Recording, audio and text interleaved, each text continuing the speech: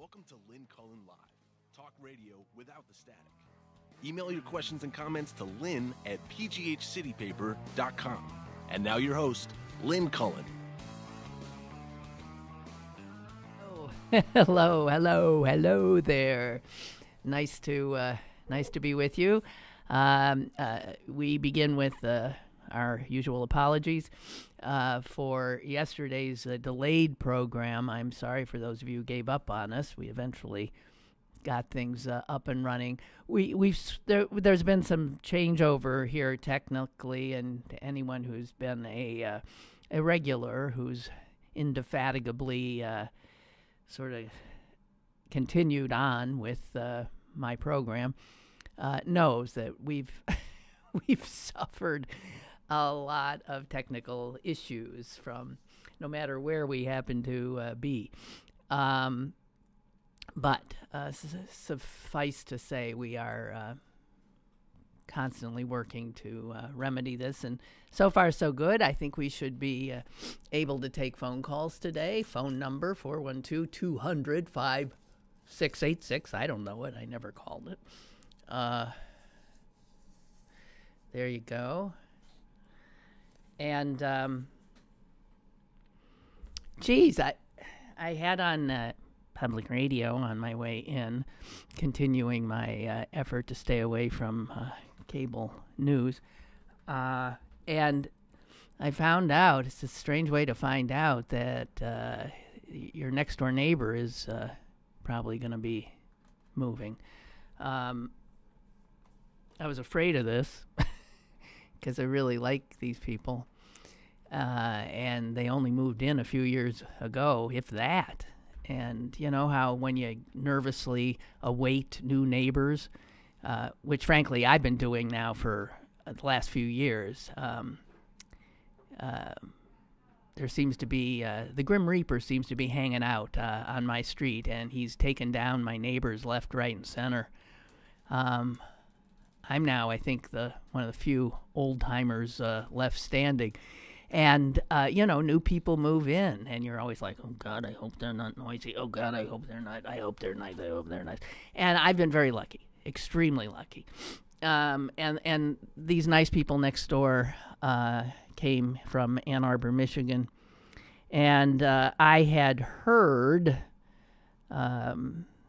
just the other day, actually, that I would probably be losing him. He's been named, I heard on the radio, the new president of Carnegie Mellon University. And I think his name is Farnham Jahanian. Just when I finally remembered the name, I was always having trouble. Let's see, what was it? It was, I'm an old kind of American. I like people named Mike and Bob and things like that. Farnham Jahanian. And damn if they didn't make him the president. So my understanding is that CMU has, like Pitt has, like I think Carlo has, like I know Chatham has. They have nice mansion type houses for their president. So I guess he and his wife and that funny looking dog going to be moving in. So, anyone want to be my neighbor? I got a feeling there's going to be a house up for sale again. Anyway, I wish Farnham Jahanian all the best. He is one nice guy, and that is on top of a stellar resume that seemed to be made for being named the president of Carnegie Mellon University. So there you have it. He had come, I think, from the University of Michigan. Also the National Science Foundation, where he held big posts, and then was named as provost of CMU, which brought him here and his family here. And wow, quick rise for a nice guy. So there you have it. Dang it. I'm sorry, I'm still processing the information, so that's why it was uppermost in my mind. Here is some unbelievable news. Another reason for anybody who's sort of thinking, maybe I should move to Canada. I don't hear a lot of that anymore. But here's another reason. doctors in Quebec are protesting their salaries. Actually, they just got a raise.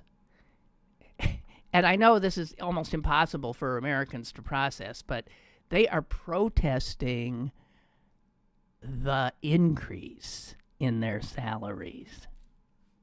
Can we even, I'm asking you, is an American capable of taking in that information? Huh? Doctors in Quebec and med students and residents are signing an online petition saying, we don't want it. We don't need it. And I got news for you. You know, Canadian doctors don't get the kind of pay that our docs get here. We don't need it. We don't want it. We believe in a strong public health system. And because of that, we want any money you have going to the nurses, going to hire more nurses, going to clerks, going to any services that have been reduced in recent years because of supposedly lack of funds. God bless these guys.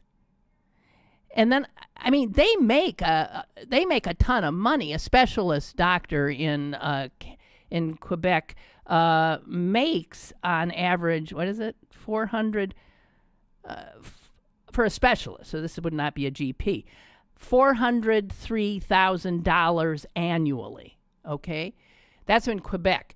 If you're a specialist next door in Ontario, you make less. You make $367,000.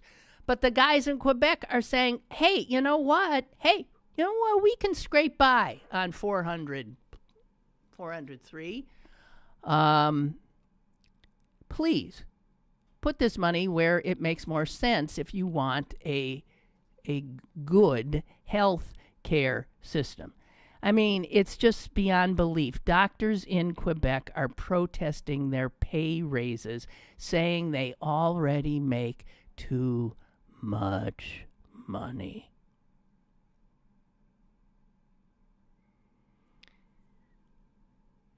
I'm just giving you a pause, a break there for just to take it in. To take it in. Because we Americans are notorious for not getting out much. For thinking that whatever's happening here is just the way things are. And it's not the case.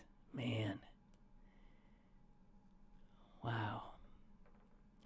So, that was the great news I read. Another story that blew me away. I'm getting both that story, I believe, was from the Washington Post, yes, and also this story. How many of you have ever been to Branson, Missouri?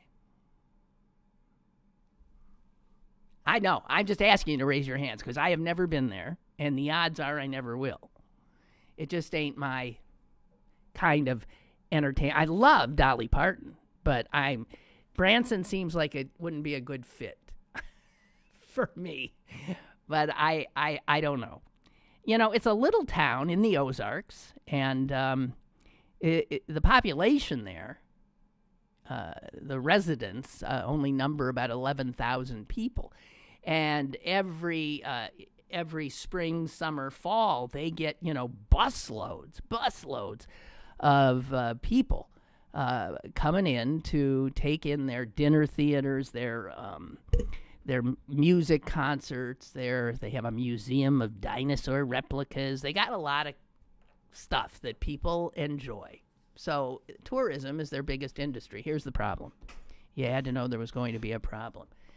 Branson, now hiring for its upcoming tourist season, can't find enough people to fill the jobs. Cannot. Now, some of these jobs are, lower end. They're housekeepers and things like that. But others are, up the ladder, managers and other such. So a lot of the people there who are desperate for workers. And by the way, if you've ever traveled during tourist season in the United States, you have in the past encountered lots of foreign young people manning cash registers at grocery stores, taking tickets at theme parks, right? That kind of thing. They've come from Serbia. They've come from who knows where, here and that. You ask them. And then you find that they're housed in these like sort of awful dormitories. But they come on these temporary visas to make some money, to see the United States. But it's a short stay, and then they got to go. What has happened is Trump's immigration policies have really restricted that program. And so people in the tourist industry are having a lot of trouble finding folks who will fill these jobs. So, Branson, Missouri, the city fathers decided, wait a minute, I know, some smart cookie sitting around a conference table said, I know where there are people who probably are willing to move, and they are currently in a place with high unemployment, and they're Americans. They don't need no stinking visas. Puerto Rico. Puerto Ricans. And so they've sent delegations down there to Puerto Rico, and in fact, people are starting to come. They want to bring easily 1,000 people from Puerto Rico in for these jobs, and they want them to stay. They want them to live in Branson, Missouri. And so they're actually holding classes for employers. The class is called Hispanics 101. And they're trying to teach employers about his Puerto Rican culture, this, that, and the other thing, so that these people, when they come in, will feel welcome and not feel quite so foreign, which of course they are going to feel, even though they're Americans, because Branson is something like 98%. Yeah, white. So that's what they're doing. And I thought that was a sort of a wonderful story. Of course, the story gets a little unpleasant when you see that some of the folks in Branson are freaking out about this and saying, you can imagine, these people are going to come up here and they're going to take our jobs. The jobs are there. Nobody's taking them. That's why there's this program, Hispanics 101.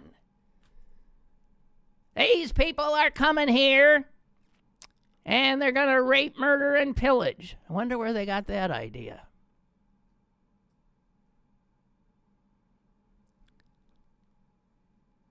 So this is, again, Missouri. This is the Ozarks. This is red state country. And the people who are running this program say that, man, they're getting pretty ugly comments all the time. But tough. The fact is, employers all over this country are increasingly looking to Puerto Rico, offering housing sometimes as a sweetener, because they know there are a whole ton of hardworking folks down there who never thought they'd want to, but now want to leave their home because it just has not recovered.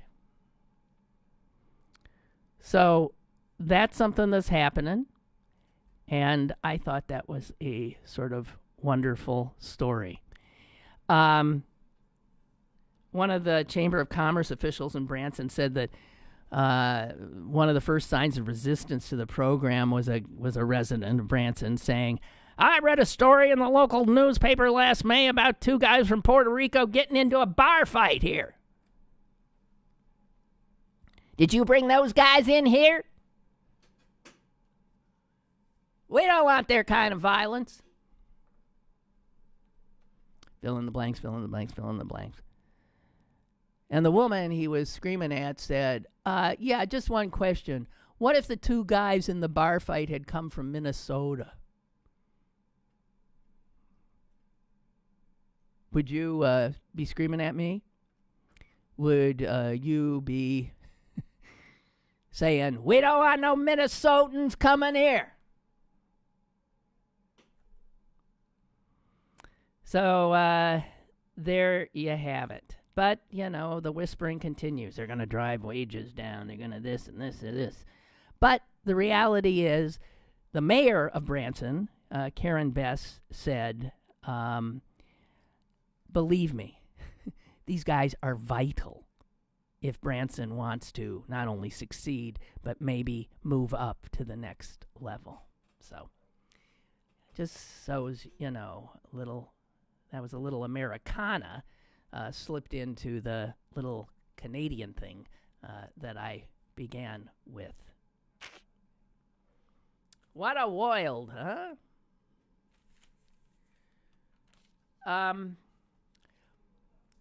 So these kids in Florida have something to show for it. They actually got, astonishingly, the Florida legislature.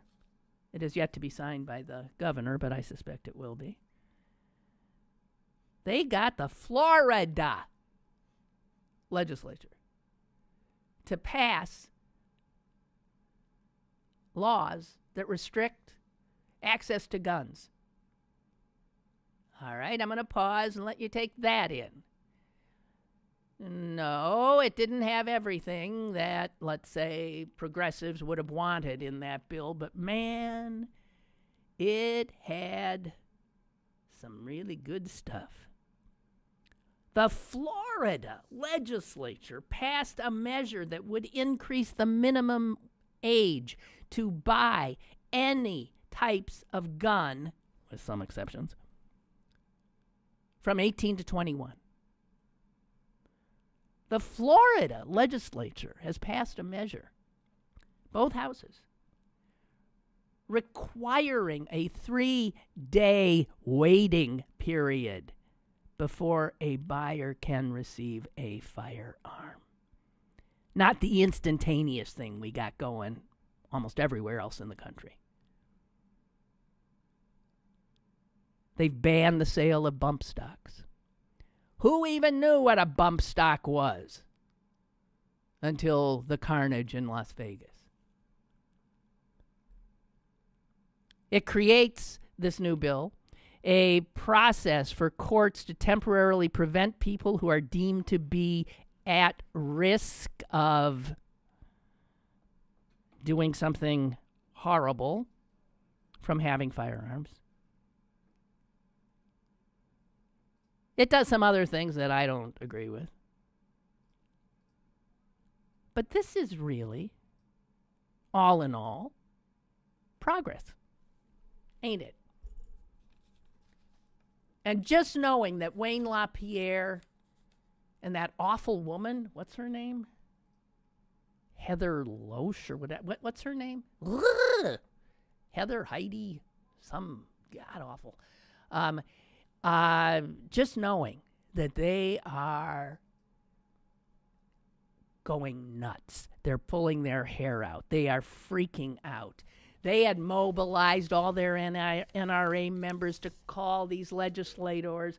They had done everything they've always done in the past, threatening, blah, blah, blah, blah, blah, and it did not work.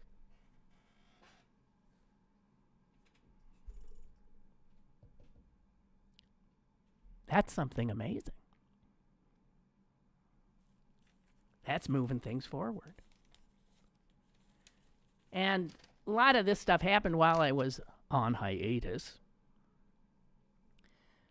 but corporations stepping up, including our own Pittsburgh area-based Dick's Sporting Goods, saying, we got a role to play here too. Now, obviously, you might want them to do more and more and more than they've done, but they started a thing going, and then Walmart, for God's sakes, jumped in, and others jumped in.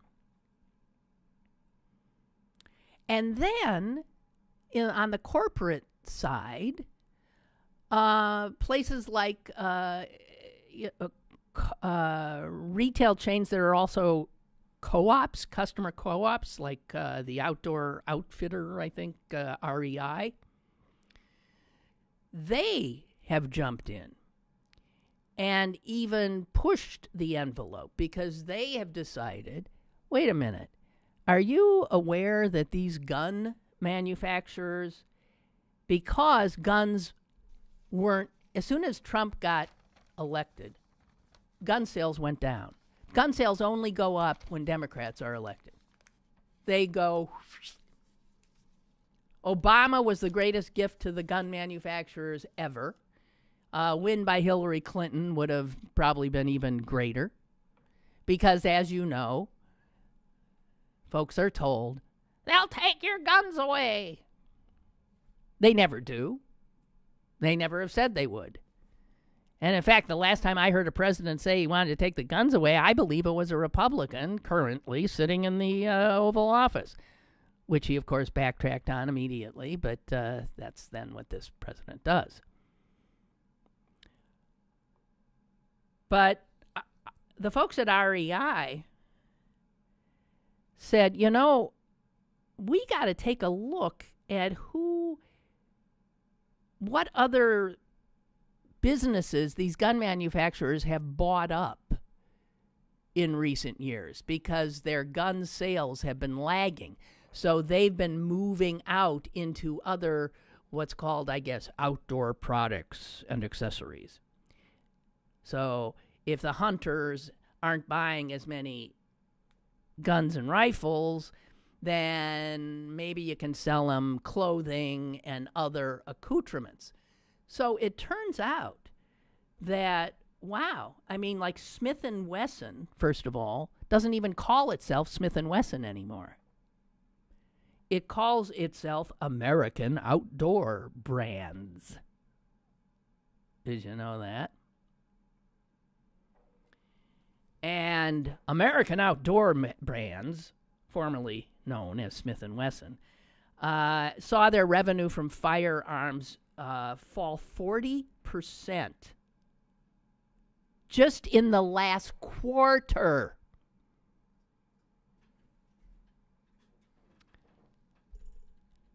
And sales in their other non-lethal divisions increased. Not as much, but 13%. And so these gun manufacturers that have acquired brands that are not lethal, that are different from their core business, firearms, ammo, and all that stuff, are increasingly moving into that kind of thing. And REI said, you know what? We need to look at what we're carrying in our store that is really enriching these gun manufacturers. And so REI looked around, and they have suspended orders for Bell bicycle helmets. They have suspended their orders for Camelback water bottles. They have suspended their orders for other accoutrements like that, helmets and bottles and thingamajigs, because they come from a company named Vista Outdoor. Vista Outdoor makes assault rifles.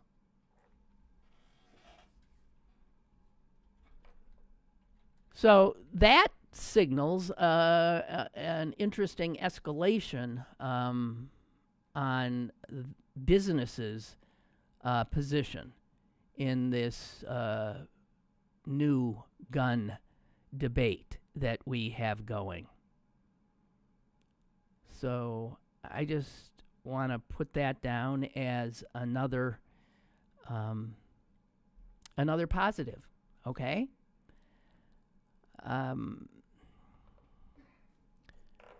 If you want a list of companies that are associated with these major gun manufacturers, I mean, those lists are making their way around, of course, on social media. And petitions are being circulated. So, you hear of a thing called Vista, and you think, oh, it's a nice outdoor business. I suppose they sell tents. Yeah, maybe they do sell tents and bicycle helmets and all that other stuff. But they also sell assault rifles. And remember that Smith & Wesson now is hiding behind a brand called American Outdoor Brands. Who knew? Now we know Margie's saying, of course, Margie's saying, REI is very progressive. Yeah, well, God bless them. And, I mean, I didn't know that. If I were buying a bicycle helmet, I might look a little bit more into who I might be enriching by that purchase.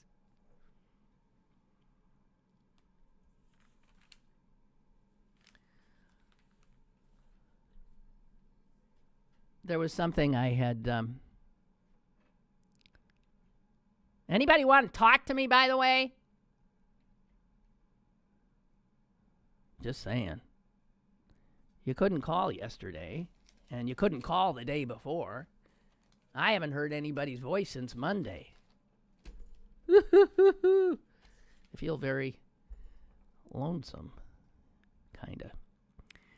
So, one of the things that I had wanted to say yesterday when Susan was on, then I saw that the time had blessedly run out, and I said, anyway, it was depressing. I still want to note it for you now, sort of mid-program, so it won't be the last thing I leave you with. But, in reading, as I do, news, papers, I come across not big stories, these little stories that aren't given like any time on CNN or Fox. They aren't given any time on the CBS, NBC News, or very little. And I would sort of put all of these stories together under a heading of cruelty. Cruel things that are being done in the name of us, Americans, being done by our government. And things that in any normal time we would probably know about, we would probably rise up about. But in these times, of course, they are drowned out, elbowed out, and not given. I mean, while we're spending, I suppose, CNN and the rest talking about what? Stormy Daniels? I bet that's the big story. Maybe I'm wrong, but that's my guess, knowing him.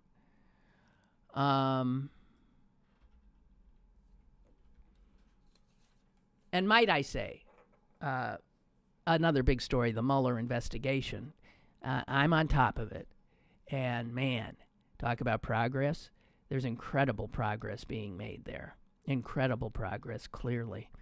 And what you gotta wonder is if there's going to be anybody left standing in the Trump campaign / White House. It's amazing. What a nest of vipers, as we knew, but it'll finally be proven in a court of law. But the cruelty of this administration evidences itself every day. And there were just two things, I think, just that I read yesterday that I thought, oh, my God. One had to do with the Trump administration has reinstituted what they said they'd gotten rid of, and now it's back, which means that Americans who spend tens of thousands of dollars to head over to Africa so they can kill an elephant and bring back their tusks or their ears or their eyeballs or their balls or who the hell knows what it is that they like to show off as evidence of their incredible masculinity. But the Obama administration had instituted things. You cannot. You go over there and kill an elephant, fine. You're leaving that elephant and all its parts in Africa. You ain't bringing it back to make a trophy to hang something on the wall. Well, the Trump administration has now reinstituted that. There's a number of pictures of his son and sons happily posing with glorious wild animals they have slaughtered. And I believe one was with a elephant's tail, Don Jr. Well, he can now go kill more elephants and bring back more body parts if he wants. It's just cruelty. We have a call. Caller, hello. Hello, Lynn. Yeah. Hi. Hi. This thing with the teachers, I'm all for the unions and that, and I'm glad they got something. But I was reading an article. I started to read it, but they had they were comparing the teachers' wages. Like I think it was $42,000. I can't remember what exactly. It was about that. To somebody that works at assistant manager job in a quick, like a mini mart type thing, that makes $60,000. See, that's what's the problem with the country. When you start putting one person that makes this amount of money against somebody else, don't even bring that story up about that makes $60,000. Assistant manager. For one thing, you got to worry about getting shot. I mean, and you work shifts. It's not the greatest job for anybody that's had that kind of job, I'm sure. So, but this country does that. Well, they make this amount or they make that amount. Don't worry about what other people make that are working class people. If you want to worry about what people make, let's worry about the top, up at the top. But they always seem to plot against one another like that. I hate that. I really do. Okay, I don't disagree. That's what the people at the top like. The people at the top like if we see our fellow hard workers who aren't making enough, perhaps, at each other's throats. Right. Yeah. Right. I don't disagree. The fact of the matter is, the position of teacher is so undervalued in our culture. And especially now with what teachers are expected to do well beyond teaching. And you got to have a master's degree anymore after so long or they get rid of you. How are you going to pay off your student loans doing that and making that? Yeah, I hear you. I don't disagree. I don't disagree. Yeah, I don't know what, that kind of article doesn't help anybody when you start picking Well, it's not, it's that argument. It's that argument that doesn't help because just saying, look, this other hardworking human being is making that. You know, well, fine, that's good, but that's no, I agree. That's not the way to argue the point. Not the way to argue the point. No, not at all. Okay. Thank you. Thank you. Thank you. Bye-bye. Okay, one of the other cruel stories is what what ICE is doing on a daily basis. My God. Oh, my God. And I haven't been highlighting the ICE stories. They're, first of all, so gut-wrenching, so horrific, so inhumane, so cruel that I just can't. But I happened to see one again yesterday, and it just, the thing is that there's no reason for a lot of the cruelty that they engage in. And this particular story was about a woman, I'm forgetting what country in Africa, running for her life with her 6-year-old daughter. And getting somehow to the United States, applying for asylum here. And apparently, because of her story, in all likelihood, probably would receive it, at least in the past, because of the likelihood of true danger where she had run from. And here's the cruelty. I guess when somebody comes and they are asking for asylum, they are put in a detention center until their case is heard and concluded. But here's what ICE did. There is no possible way that there would be any reason to do it except cruelty. They put the woman in a facility, I believe in California, and they took her 6-year-old daughter and sent her to some place in Chicago. This is a child who's already endured, one can only imagine, coming to a strange land, being immediately detained by scary people with guns, and then separated from her mother when they certainly could have been held together. Whoever makes those decisions has to be simply evil, cruel. The ACLU stepped in, and as far as I know, the mother and child are still not together, but there is movement now in that direction. That's my memory of the story. The mother has been able to talk to her child on the phone a few times. The child is hysterical, crying. This is what we do now. This is our government. And we live in a democracy in which supposedly we have power to change our government if we don't think it is operating in our name in a manner that we agree with. Wow. Those stories, I hate to say it, it's like a dime a dozen.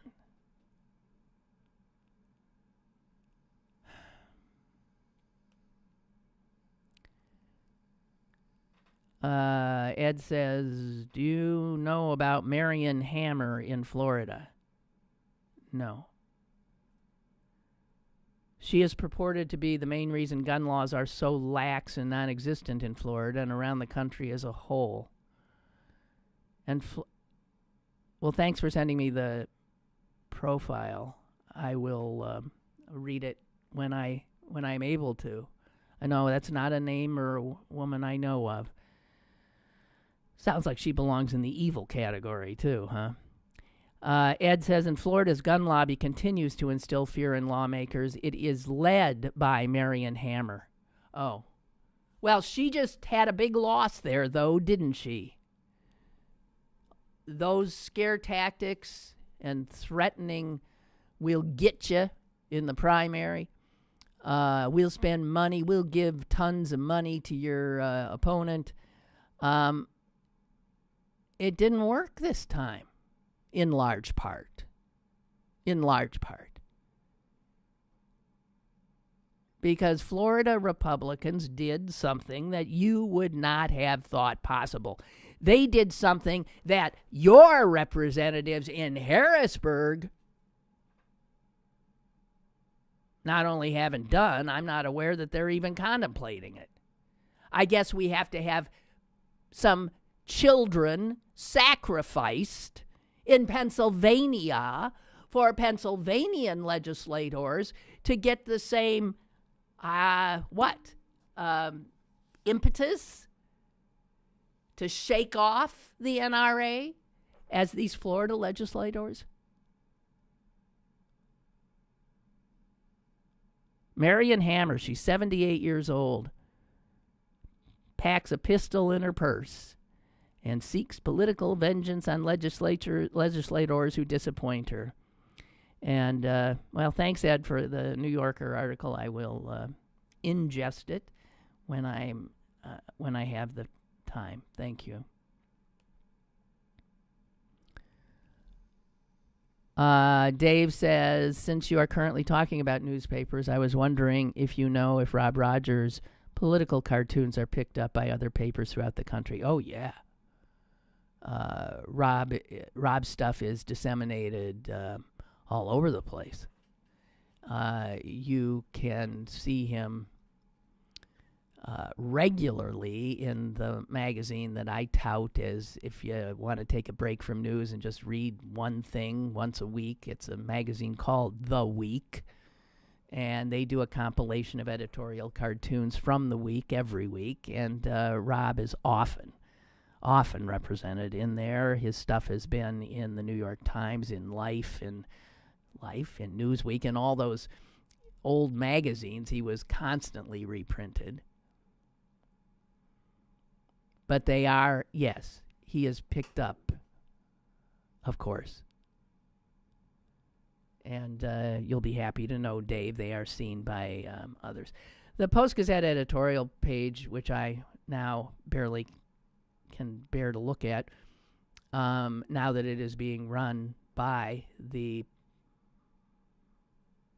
blockhead in charge, the chief blockhead in charge, who is ensconced his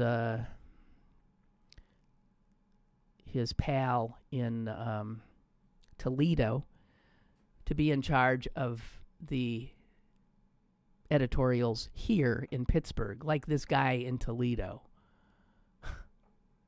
And did you see what they came out? Oh man, there was a editorial the other day about how Trump's tariffs is just the most brilliant political move of all time. That's your progressive Pittsburgh Post-Gazette now.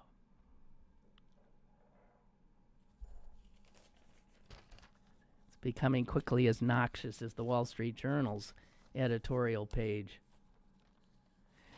I was thrilled to see a piece in the business, I think it was in the business section of the New York Times today, written by a guy named Manju Farhad.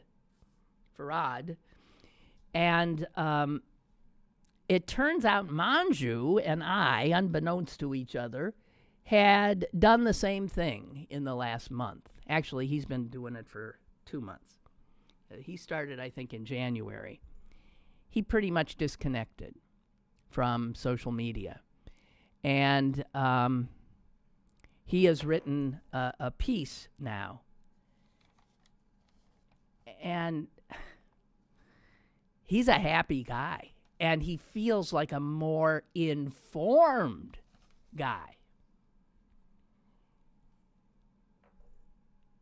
Because he says, because I now choose to get my information from print, he now subscribes to home delivery of the New York Times, the Wall Street Journal, and his local paper, which is the San Francisco Chronicle.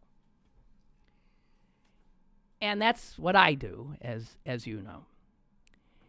And that's what he does. He says, I get my news once a day, like I used to, and he too used the term like time travel. like I used to. And I don't jump with every little beep on my phone. Because when a story first breaks, now, because of immediacy, the fastest wins the race idea that now has overtaken journalism instead of the one that has the story straight and in context wins the race. That should be what journalism is. Since speed now is the be-all and end-all, initially when a big breaking story hits, it is filled with misinformation. So if you're getting your initial information from, Twitter, which I was doing, you're ingesting a lot of half-truths, untruths, because the dust hasn't even settled. And he said that because now he is spending a lot less time following a story as it unfolds online, he has become better informed because he skips the part where you're first misinformed. And so that his first experience of a story is an accurate account in which trained professionals, called journalists, have sifted through all the stuff that people do on social media, did all that for him, and then compiles a story that he ingests perhaps 24 hours later or 15 hours later. But he gets the straight story. He says, turn off any digital news alerts that you got on your phone, because those are the bad guys. There is no need to know. There is no need to be first. I remember I used to feel a kind of pride when somebody say, did you hear that so-and-so, so-and-so, so-and-so? And I'll say, yeah, I heard about that like 3 hours ago. I was on top. And I said it was because I have this job and I got to be on top. No, I have this job and I have to be aware and in receipt of factual information.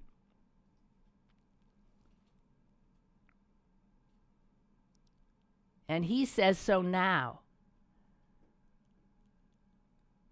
of course, he's a news junkie.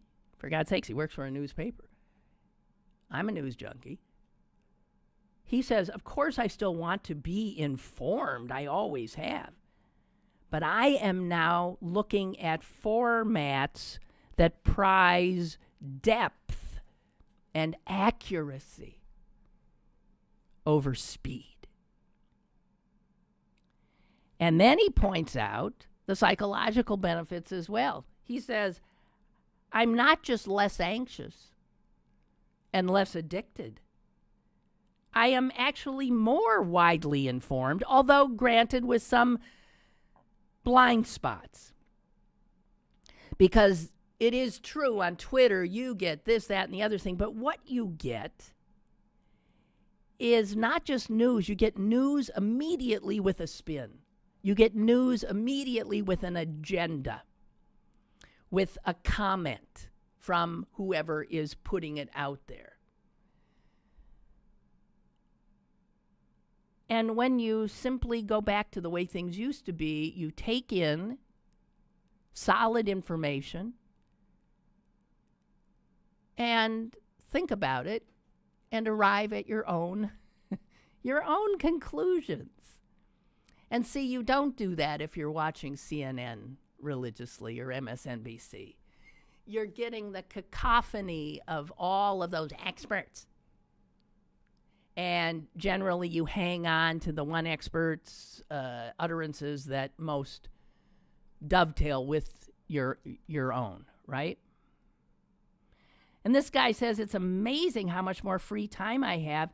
And he says in 2 months I've managed to read half a dozen books and took up pottery. Because you're not a slave. I don't even have mine out here now. You're not a slave to the phone. I know I'm on a tear about this, but I really am. I am. Because I know it's better. So his thing now is you can still get your news, but just don't think of speed or quickness as something that is of any value at all. And above all, avoid social media. Try to wean yourself from Twitter and Facebook. And also, slowing things down means that if you just read the news once a day, just take it in once a day, somehow it all feels more contained, it all feels more comprehensible than this being pelted constantly, right? With information out of context. He suggests creating your own news ritual, but where you look at a news app maybe once a day. What's important is choosing something that highlights deeper stories over quickly breaking ones. There is no need for you to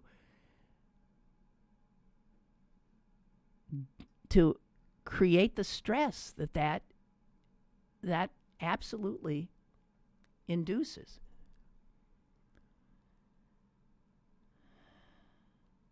He says it's not that newspapers are so great, but it's that social media is so bad.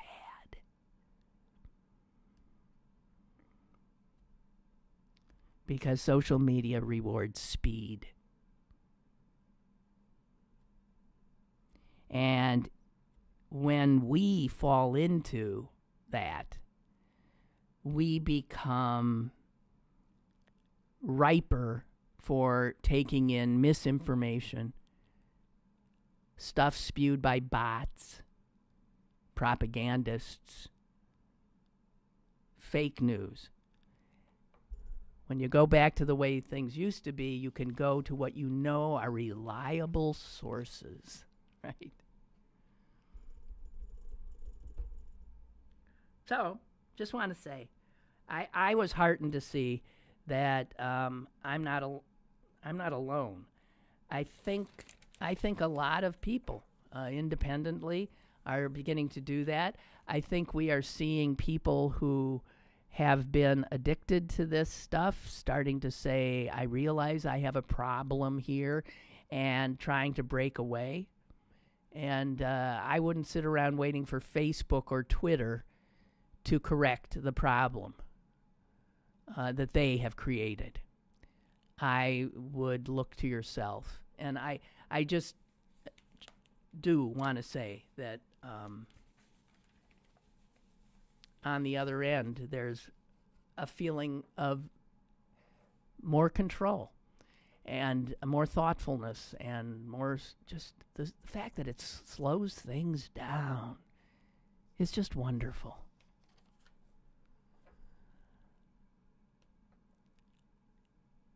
A story I've been watching play out is the story of this, I'm changing subject, of this woman in New Hampshire who won the lottery, won like $500 million payout. It was over $500 million. And she is in a legal battle to try to remain anonymous. This is obviously a thoughtful woman. She won. She's got $500 million coming at her. And she knows how that would upend her life. And she thinks not for the better. So she doesn't want to be paraded out and have the picture taken with the big check. But it turns out New Hampshire law regarding the lottery, and I'm sure the law in almost every other state says, no, you gotta. It's one of the ways the lottery keeps people coming back. When you see a picture of an ordinary human being, looks like you, holding that big check, it sticks in your head. Wow, look at that. It could be me. So it's a great marketing technique.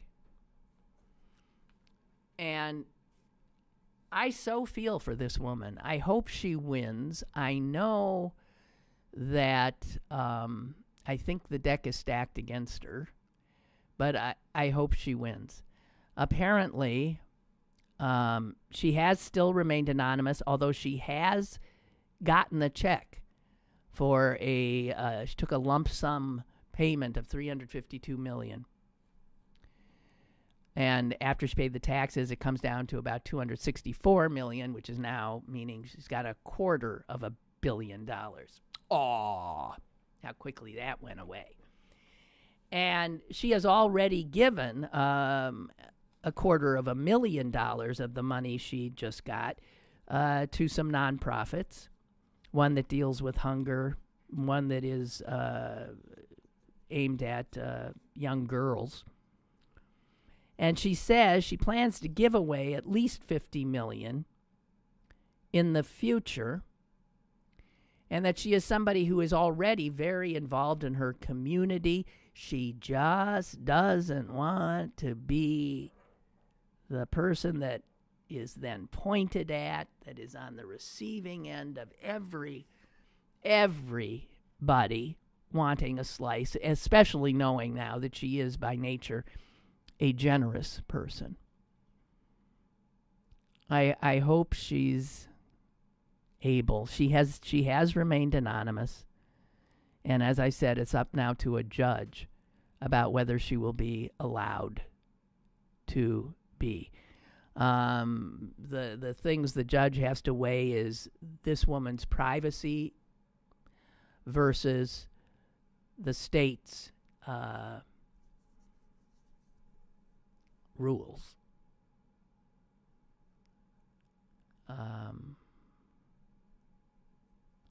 And thus far, the judge has said that it is a male, it's a he, ruled that she could receive the money while he is considering the case.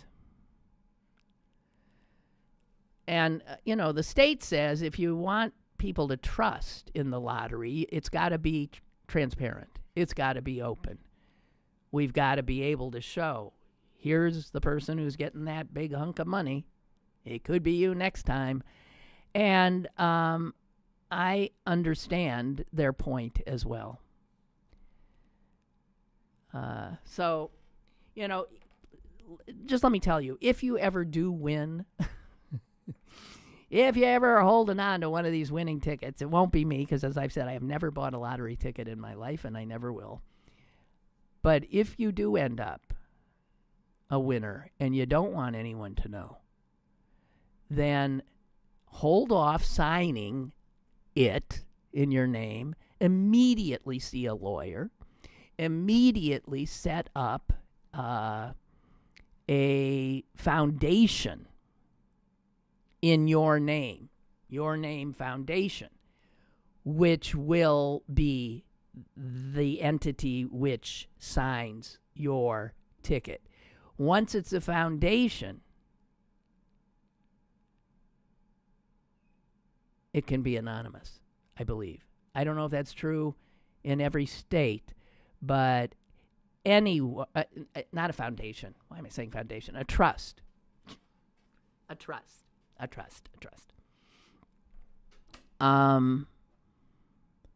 So I don't know. Odds are anybody who's hearing me say this is never going to win a $500 million lottery payout. But if you do, don't sign it. You go to a lawyer, you create a trust, then you sign it. Okay? Okay, I think that's it. And thank you very much. I'll be back tomorrow. It'll be my first week back, full week, in a hell of a long time, and I've enjoyed it. I hope you have as well. See you tomorrow. Bye.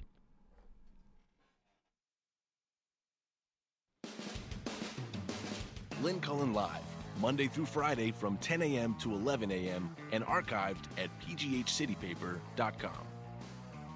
The opinions expressed on Lynn Cullen Live are those of the host and do not necessarily reflect the viewpoints of Pittsburgh City Paper or its advertisers.